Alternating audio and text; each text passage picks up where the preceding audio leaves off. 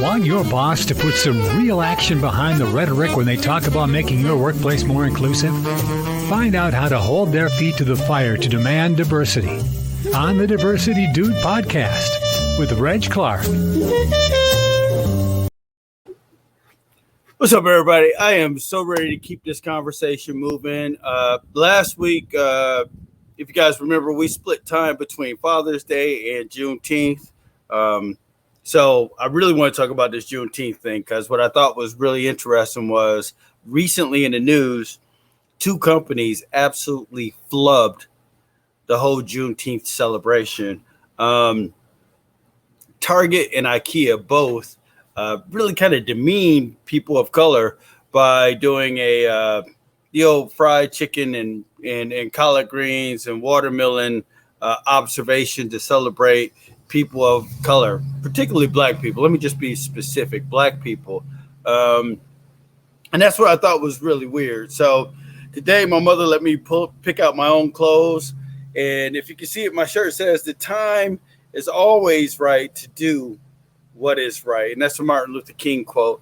And one of the things I really want to talk about is the idea that if you do the right thing and it comes from the right place, you'll have positive results. And this whole diversity and inclusion, the whole industry has basically been about how to kind of do the right thing or how to do enough of the right thing to get you over the hump, or providing an excuse for why you can't do the right thing, right? So the excuse for not being able to do right thing is the unconscious bias, the implicit bias, things like that make people feel like the reason we can't do the right thing is because we have these blinders on. And my question is, if someone's kind of given you that example for the last 20, 30, 40 years, why is that still an excuse? Why are you able to still use that as an excuse? So doing the right thing with the right intentions is going to trump any diversity and inclusion program that you may have.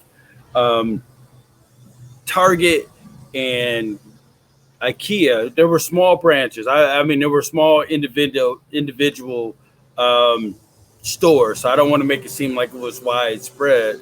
But the idea that these stores are part of a larger corporation should mean that there should have been some kind of guidelines that came down and said, this is how we're going to celebrate, or these are the things not to do. Or, as Sheletta and I talked about on one of her shows, is getting the right people at the table. And that's basically what inclusion is getting the right people at the table to say, hey, we admit as an organization, we don't know what to do.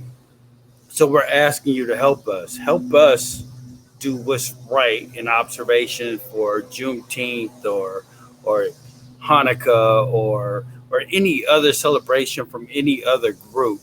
To broadly go about and say that we're going to help you celebrate this without receiving input from you is a tough thing. I'll go with an old Maya Angelou quote that it says that people may not remember what you said, but they'll remember how you made them feel. And so as an organization, when you go out and you're very disingenuous about your programming that you do for D&I, this is what happened. You make mistakes that are, in my mind, they're inexcusable. So the idea that you have this program where you're rolling out soul food, and that's supposed to appease the people of that group. That's supposed to appease your black employees. When in fact, the biggest thing is it's an affront to them. Is as much of an affront to serve fried chicken and macaroni and cheese and collard greens and potato salad as it is to serve potato salad with cranberries or raisins in it. It's not right.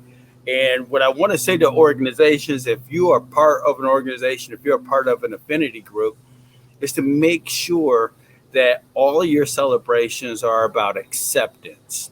Forget about the diversity thing. You guys have heard me say this many times before in all of my podcasts. It's not about diversity. It's about inclusion. And the ultimate act of inclusion is acceptance. Do you accept a group of people for who they are and what they bring to the table? For Juneteenth, you could have easily celebrated all the wins of diversity and inclusion, all the things that you have done to promote diversity and inclusion. Target, you're based out of Minneapolis. I've lived in Minneapolis for 10 years, probably one of the most diverse places on the planet. Uh, Struggling with the inclusion part, but undoubtedly very diverse. The fact that the city of Minneapolis, the organizations in Minneapolis, have been recruiting from historically black colleges and universities for at least two generations. When I got to Minneapolis, I was welcomed by a very inclusive minded group of people who made me feel absolutely comfortable coming to Minneapolis. I made some lifetime friends just by being in Minneapolis. So for Target, which is an absolute powerhouse when it comes to recruiting, my years in HR and recruiting against companies like Target, I'm like, this place is a powerhouse. But for them to drop the ball or allow any component of the organization to drop the ball, it's just sheer baffling to me. Um, People of color are far more than what their diet is. As a matter of fact, sometimes the diet is a reminder of how we had to make do with what other people didn't want. A little quick detour I'm gonna take here is chicken wings, and we know that the chicken wing industry is a big deal right now. Excuse me, I live in Houston, and this is part of what we do down here. You just have to dry yourself off from time to time. But chicken wings used to be a throwaway part of the chicken. Check with your family if you don't believe me. Check with the older generation. Um, and black people just made do with chicken wings. The actual organization or company that's credited with creating buffalo wings is a place called well, I won't say the name of the place, but it was a white owned spot. But if you go around the block to that to Jefferson Avenue, you'll realize that that was something that had been done for years. So the idea that we're celebrating an African American event or something that's very important to people of color, black people, by just simply highlighting a food may actually work in reverse. It may be detrimental to what you're actually trying to do. So at the end of the day, how do you get the people who are impacted by this, how do you get them involved into saying this is what our celebration should look like?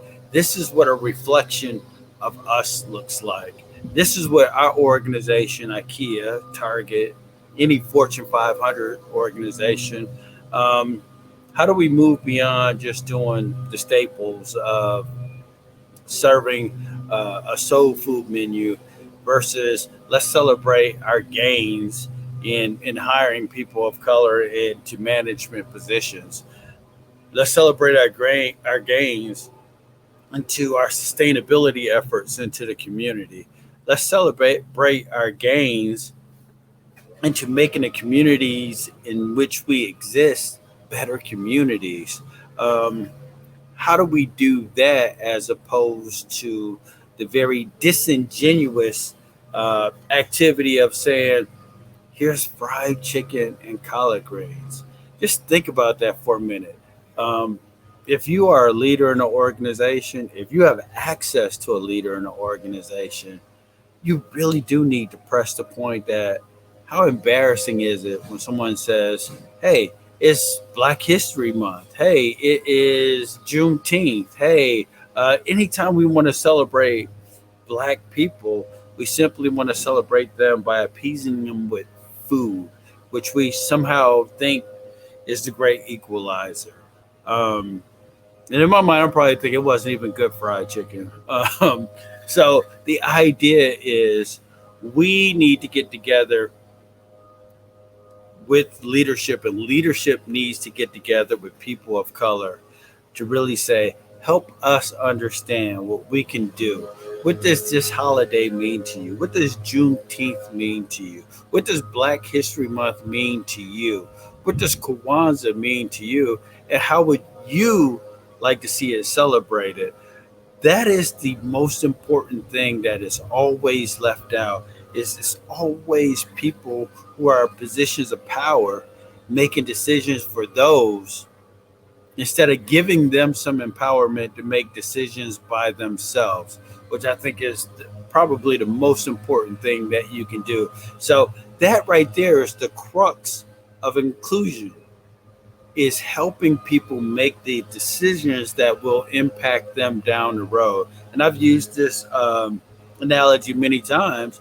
It's like a group full of men in a room making a decision about women's reproductive rights. It's not right. It's not what should be done. That is the antithesis of inclusion. If you truly want inclusion, get the right people at the table to help you make decisions. I hope you guys look up the whole Target fiasco. I hope you look up the whole Ikea fiasco. And I guarantee you, I promise you this, I promise you, I'll be back on future podcasts with more common mistakes that people make, that organizations make, stupid things that they do, that they then have to come back and run some kind of counter marketing program to say, hey, we're sorry, we messed up, we blew it, rather than just do the right thing in the first place. It's easier to just do the right thing that comes from the heart, right? The time is always right to do what is right.